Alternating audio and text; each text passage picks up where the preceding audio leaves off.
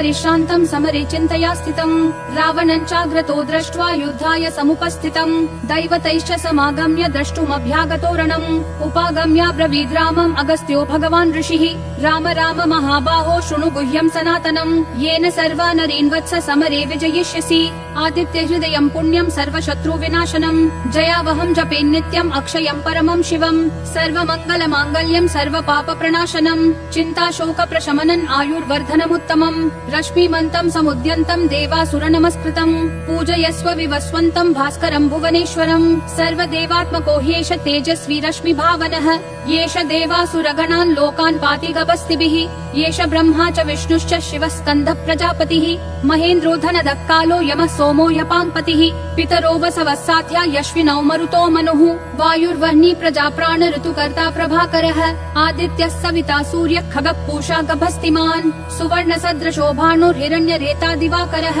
हरितश्वः सहस्राची सप्त सप्तिर्मरीचिमान् तिमिरोन्मथनः शम्भुः त्वष्टा मार्तण्ड अंशुमान् हिरण्यगर्भः शिशिरस्तपनो भास्करो रविः अग्निगर्भोदितेः पुत्रः शङ्खः शिशिरनाशनः व्योमनाथस्तमो भेदी ऋग्यजुस्सामपारगः घनवृष्टिरपान्मित्रो विन्ध्यवीथि प्लवङ्गमः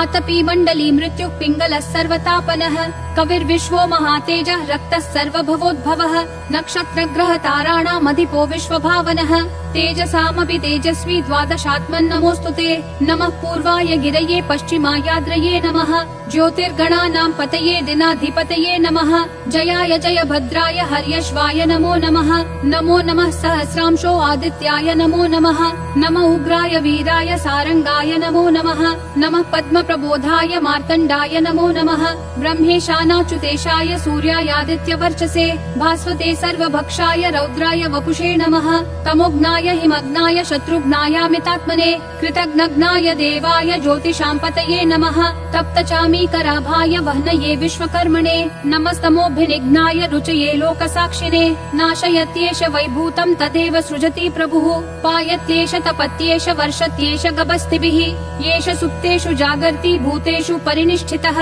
एष एवाग्निहोत्रं च फलं चैवाग्निहोत्रिणां वेदाश्च क्रतवश्चैव क्रतूनां फलमेव च यानि कृत्यानि लोकेषु सर्व एष रविप्रभुः येन मापत्सु कृच्छ्रेषु कान्तारेषु भयेषु च कीर्तयन् पुरुषः कश्चिन्नावसीदति राघवः पूजयस्वैनमेकाग्रो देवदेवं जगत्पतिम् एतत् त्रिगुणितं जप्त्वा युद्धेषु विजयिष्यसि अस्मिन् क्षणे महाबाहो रावणं त्वं वदिष्यसि एवमुक्त्वा तदागस्त्यो जगाम च यथागतम् एतत् श्रुत्वा महातेजा नष्टशोकोऽभवत्तदा धारयामास सुप्रीतो राघव प्रयतात्मवान् आदित्यं प्रेक्ष्य जप्त्वा तु परं हर्षमवाप्तवान् त्रिराचम्य शुचिर्भूत्वा धनुरादाय वीर्यवान् रावणन् प्रेक्ष्य हृष्टात्मा युद्धाय समुपागमत् सर्वयत्नेन महता वधे तस्य धृतोऽभवत् अथ रविरवदन् निरीक्ष्य रामं मुदितमनः परमं प्रहर्षमाणः निशिचरपति संशयं विदित्वा सुरगणमध्ये गतो वचस्त्वरेति